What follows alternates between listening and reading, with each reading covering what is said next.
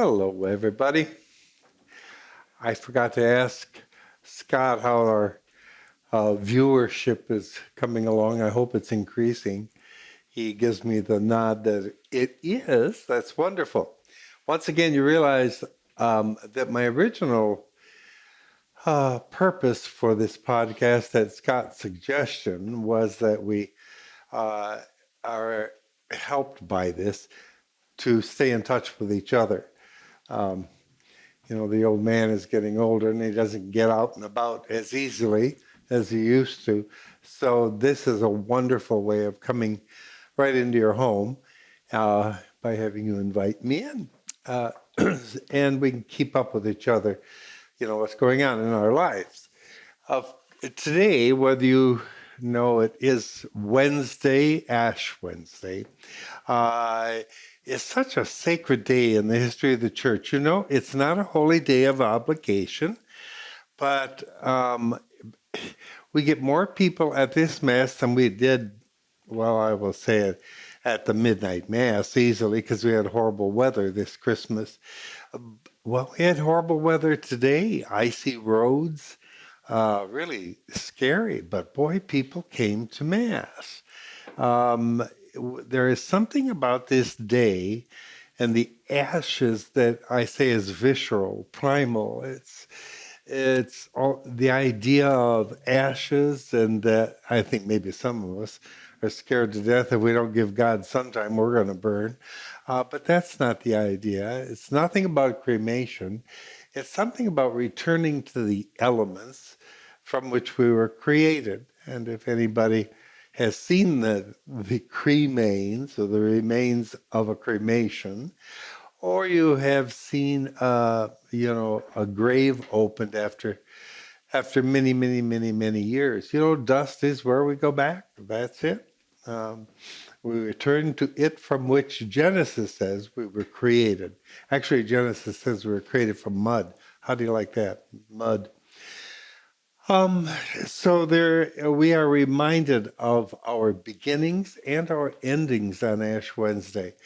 I think we also appreciate those who come wearing the ashes. I think I have it on my forehead right now. I didn't take a look. I'm looking at Scott, my broadcaster. He has a big one because he has a bald head. And somebody really took advantage. Was it me? And really made a big cross on his head.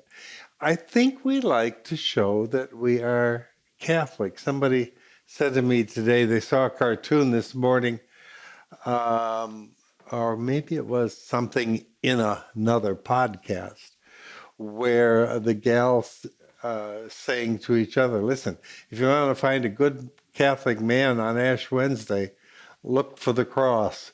Because at least that guy has gone to church once this year. Not bad, I guess. But the opposite is true too. You want a good Catholic woman, guys, look for the cross on her forehead. I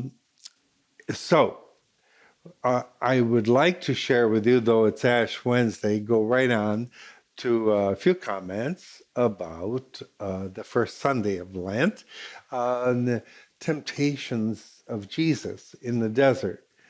Some men I was with today were talking about this reading, and a couple of them said Jesus couldn't really have been tempted this way. And we are men who get together we've been getting together many years to talk about the Bible, but it still hasn't hit some of them that Jesus was truly human, and that these temptations and this story is not just a story.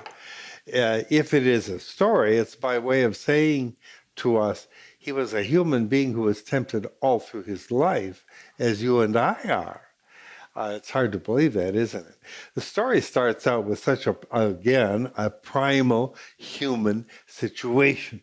He was in the desert 40 days and 40 nights, and the devil comes to tempt him because he was hungry after the fast. Hungry, wouldn't you? Can you imagine?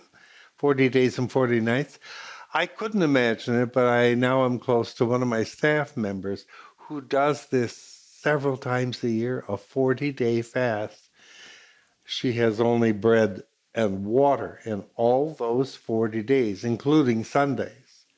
So you and I grouse maybe about some of the penances or difficult disciplines we should take on for Lent. She, and she is happiest when she's in the midst of these fasts. Still, she's happy when the 40th day comes because now she can eat again. She has to eat carefully. But imagine saying he's hungry after 40 days and 40 nights. I would be too. So the devil gets us, comes at us when we are our weakest. That's the human situation that he loves to deal with.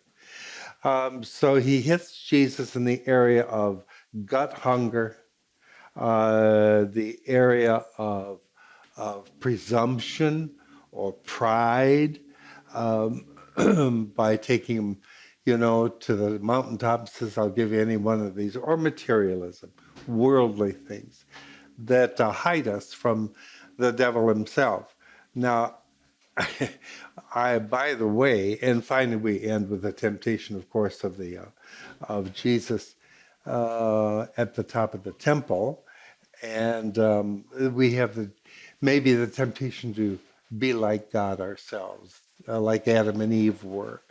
Um, they were, their own lawmakers, and God told them, you don't make your own laws like you do in the United States, contradicting my laws. So Jesus says there's only one God, one Lord. But we oftentimes want to be the power person. We want to be the one in charge, or we delude ourselves into thinking that we are that person. And then, by the way, not so by the way, all of these temptations of the hunger and the thirst, of course, would go with it. The desire to do things my own way, come down from that cross, pardon me, come down from that mountaintop and I'll give you the world.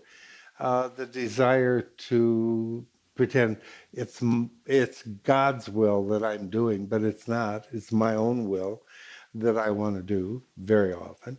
All those temptations came to Jesus in his last hours on earth. The devil, we are told here at the beginning, he approaches Jesus after his fast, and at the end of the story it says the devil left him. But in Mark and in Luke, it will tell us after the temptations that Jesus would be visited by the devil later. Well, the later certainly was a number of times, but very obviously visited him on the cross. Just the taunts of the crowd alone come down from that cross. Throw yourself down and show us who you really are. It's the devil himself, son of a gun. It could say it more strongly, I suppose. Now, I just have to address this issue too. This is, chapter 4 of Matthew. This temptation story, lessons that we can learn from Jesus going through it, involves a focal character of the devil himself. How can you not believe in the devil if you are a person of the Word, if you are a person of sacred Scripture, if you are a one who prays upon, reflects upon, reads the Bible? How could you possibly deny this reality? The devil is there through Herod at the beginning of Jesus' life. He certainly is there often on during Jesus' life through the taunts of the crowd, the Pharisees and scribes, and he's here very obviously in the temptations and then on the cross. To say you don't believe in the devil is to deny the reality of who the Son of God is in our midst and what he's has done for you if you accept the reality of his passion, his death, and his resurrection so that you can go home and be freed of the devil forever. God bless you. Wait a minute. I tell you everything. This is, get ready for our St. Patty's Day party on March 17th, Friday night here in the church hall. You're all invited.